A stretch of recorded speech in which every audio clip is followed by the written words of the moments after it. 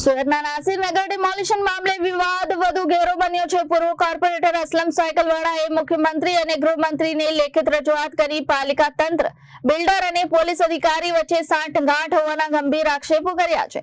SOG DCP Rajdeepsinh Nakum અને builder Sanjay Lakhani વચ્ચે અંગત સંબંધો તેમજ વિવાદિત પ્રોજેક્ટમાં આર્થિક રોકાણની આશા વ્યક્ત કરતા સતત એસઆઈટી તપાસ અને ડીસીપીને તાત્કાલિક સસ્પેન્ડ કરવાની માંગ ઉઠી છે। સુરતના નાસિરનગર ડિમોલિશન મામલે પૂર્વ કોર્પોરેટર અસલમ સાયકલવાળાએ મુખ્યમંત્રી અને ગૃહમંત્રીને લેખિત રજૂઆત કરી છે। રજૂઆતમાં ડિમોલિશન કામગીરી દરમિયાન પાલિકા તંત્ર અને બિલ્ડર વચ્ચે મોટી મિલીભગત હોવાનો આક્ષેપ કરવામાં આવ્યો છે।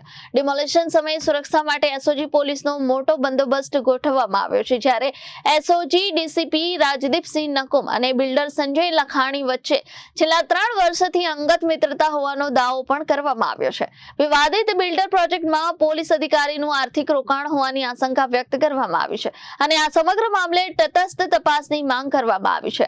ડિમોલિશનની ઘટનાને 19 દિવસ વીતી ગયા હોવા છતાં અસરગ્રસ્ત પરિવારો હજી પણ ખુલ્લા આકાશ નીચે રહેવા મજબૂર હોવાનું રજૂઆતમાં જણાવાયું છે। આ ઘટના સ્થળે હાજર રહેલા પાલિકાના જવાબદાર કર્મચારીઓ સામે હજી કોઈ પણ કાર્યવાહી ન થતા અનેક સવાલો ઉભા થયા છે। બિલ્ડર સાથે કથિત સાંઠગાંઠના આક્ષેપોના આધારે એસઓજી ડીસીપી રાજદીપસિંહ નકુમને તાત્કાલિક સસ્પેન્ડ કરવા અને સમગ્ર મામલે એસઆઈટી રચી નિષ્પક્ષ તપાસ કરવાની માંગ કરવામાં આવી છે। અધિકારી અને બિલ્ડર વચ્ચેના કથિત કનેક્શનના આક્ષેપો સામે આવતા શહેરમાં આ મામલો ભારે ચર્ચાનો વિષય બન્યો છે। સૌ કોઈ સારી રીતે જાણે છે કે 30/5/2026 ના રોજ સુરત શહેરના નાસિરનગર વસાહતનું જે કથિત ડિમોલિશન થયું, જેમાં પોલીસ તંત્ર અને મનપા તંત્ર એ બિલ્ડરના લાભાર્થે એકબીજાના મેળા પીપળામાં જે સુનિશ્ચિત ષડયંત્ર રચીને આ માનવી અત્યાચાર ગુજાર્યા છે, એનાથી સૌ કોઈ સારી રીતે વાકેફ છે।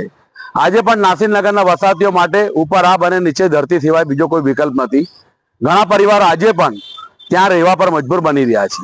એમની દયનીય પરિસ્થિતિ દિન પ્રતિદિન સાવ ખરાબ થતી જાય છે।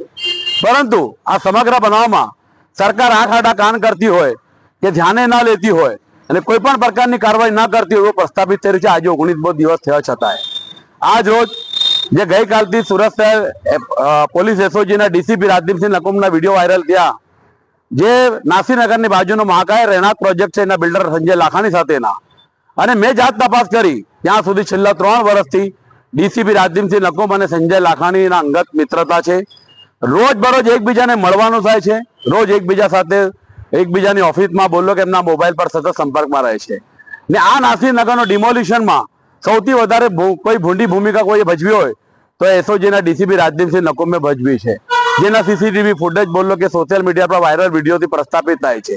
અને આ ડીસીપી રાજદીપસિંહ નકુમે 30 તારીખના રોજ નાસિરનગર વસાહતીઓને સાથે જ અમાનવીય અત્યાચાર કર્યા, જનરલ ડાયરની ભૂમિકા ભજવી, એનાથી સૌ કોઈ સારી રીતે વાકેફ છે।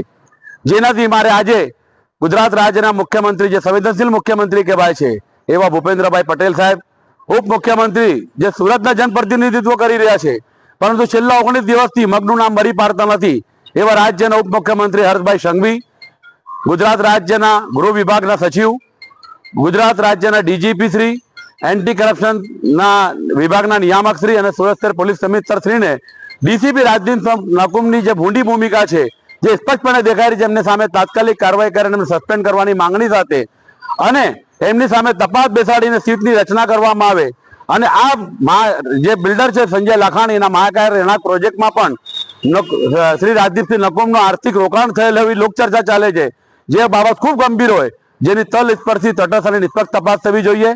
ઉપરાંત જો મનપા તંત્રએ પોલીસ બંદોબસ્ત માંગ્યો હોય કે અમે રોડ ડિમાર્કેશન કરવા માટે બંદોબસ્ત ફાળવી આપો, તો એ સ્થળ પર સુરત મહાનગરપાલિકાનું તંત્ર કહો કે જેસીબી મશીનો દ્વારા ડિમોલિશન થતું હતું તો ડીસીપી રાજદીપસિંહ નકુમ એક જવાબદાર અધિકારી તરીકે એ કેમ ડિમોલિશનની કાર્યવાહી અટકાવી નહીં? એમને અટકાવવું જોઈતું હતું કે તમે ડિમાર્કેશન કરવા માટેની પોલીસ બંદોબસ્ત માંગ્યા છે, ડિમોલિશન કરવા માટેનો નહીં। એટલે સમગ્ર કૃત્યની અંદર રાજદીપસિંહ નકુમની ખૂબ મોટી ભૂમિકા છે, એમને જ મહત્વનો રોલ અદા કર્યો છે, એમને જ જમીન ખાલી કરાવવાની સોપારી લીધી હોય, એટલે આ સમગ્ર બાબતને ખૂબ ગંભીરતાથી સરકારે લેવી જોઈએ। ને આજે 19 દિવસ થવા છતાં આ સરકારનું મગનું નામ મરી પાડતી નથી, પેટનું પાણી હલતી નથી, ગરીબો માટે કોઈ દયાભાવ નથી, એ પ્રસ્થાપિત કરે છે કે સરકાર આવા ભ્રષ્ટ અધિકારીઓને છાવરવાનું કામ કરી રહ્યો છે।